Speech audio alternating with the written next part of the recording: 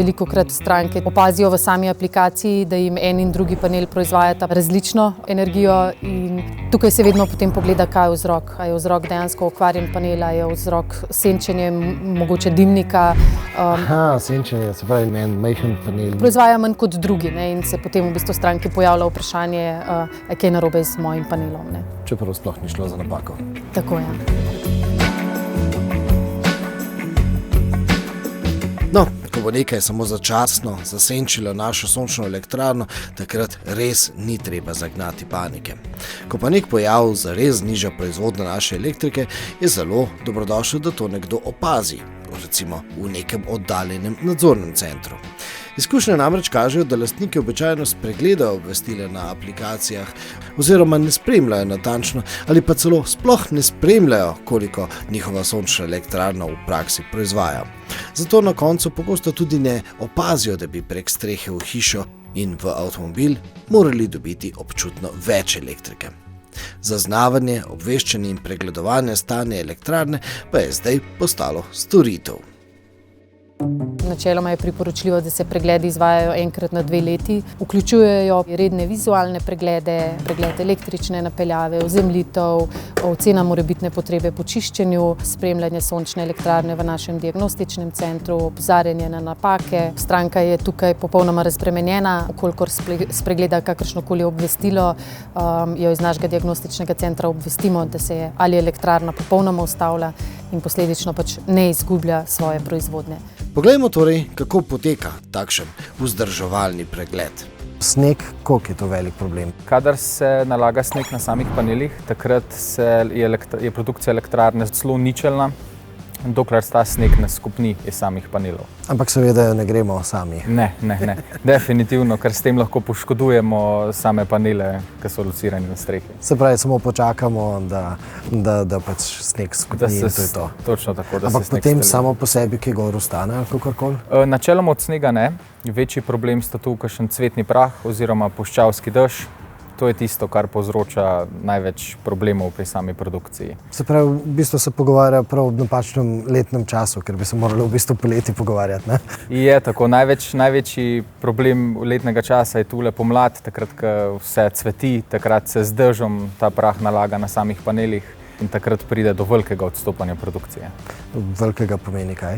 Lahko tudi do 30–35%. Ampak koliko je recimo pa tisti odstotek, ko se pri vas pojavi alarm? Zdaj nekje normalno je do 10%, vse kar je nad 10%, iščemo vzrok za zmanjšano produkcijo.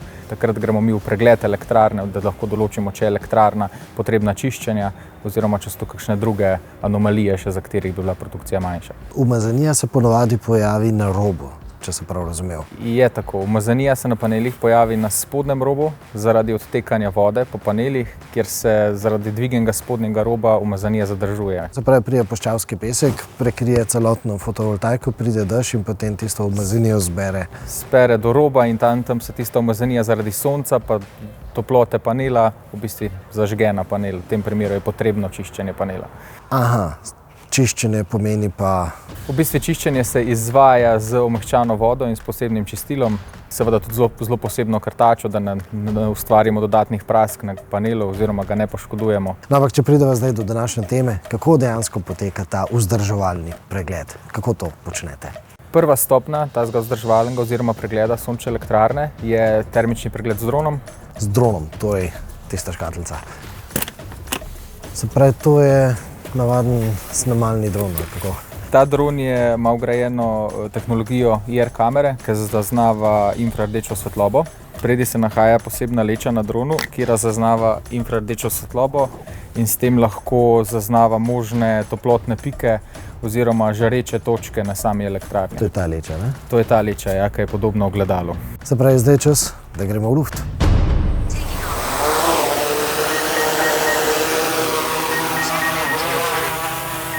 Na sliki vidimo zdaj razporeditev teh panelov pod infrardečo svetlobo oziroma svetlobo, ki jo z prostim očem ne vidimo. In lahko načeloma že na tej sliki vidimo, da je en izmed panelov na strehi ima znake manjše okvare, pomeni, da ima tako rečene toplotne pike. Kaj so to? Te toplotne pike pomenijo, da je na tem delu panel najbolj vroč oziroma najbolj obremenjen kar je lahko znak kakšne serijske napake, kakšne fizične poškodbe panela in bo v tem primeru tudi predlagana menjava panela, ker zna v kratkem času odpovedati v celoti. Ne pa čiščenje, ne? Čiščenje znakov za samo čiščenje te elektrarne še v bistvu ni. Čiščenje bi se najbolj prikazalo po temnih sledeh na robu panela, ki jih pa v bistvu ta elektrarna ima. Se pravi, verjetno takole spodaj navzdol. Je tako, ja. Aha. Zdaj, to pomeni v bistvu, če imamo tukaj te toplotne pike, to pomeni v bistvu, da je poškodovan samo polovica tega panela ali cel panel? V bistvu sam panel je razdeljen na dva dela, na zgornji in spodnji del. V tem primeru, na tem panelu se opazi poškodba tako na spodnjem kot zgornjem delu, se pa ne glede na poškodbo spodnjega ali pa zgornjega dela menjava panel v celoti. V celoti, ok. Zdaj, če greva v bistvu mogoče malo bolj tukaj na desno, tukaj, če prav razumem, je v bistvu dimnik tam, ne? In zdaj pri dimniku vidiva v bistvu drugačno barvo, to je zaradi, tukaj je slabša produkcija ali kako je s tem, zaradi sence? Je tako. V bistvu s to drugačno barvo je označen del panela, ki je manj osvetljen oziroma oddaja manj same infrardeče svetlobe, kar lahko pripišemo senci tega dimnika. Seveda se barve čez dan precej spreminjajo. Ja, kakor bi bil sonce čez dimnik, da ta senca več ne bi padala na panele, bi se načeloma ta barva popravila v barvo ostalega panela. Kaj še lahko vidimo tukaj? Na tem pregledu se lahko načeloma vidi še fizični izgled same elektrarne. To priklopimo potem na navadno kamero, kjer nam v bistvu pokaže, kolikor imajo paneli enako distanco en med drugim. Kolikor bi ta distanca odstopala, se lahko sklepa ali da je panel iz same podkonstrukcije zdrsnil, ali se je odvijačil. Nekaj fizičnega. Neke fizične poškodbe, naj bo to vetrne obremenitve ali snežne obremenitve. Ampak to so neke zadeve, na katere pač se redko dogajajo, ne? Ja, zelo redko.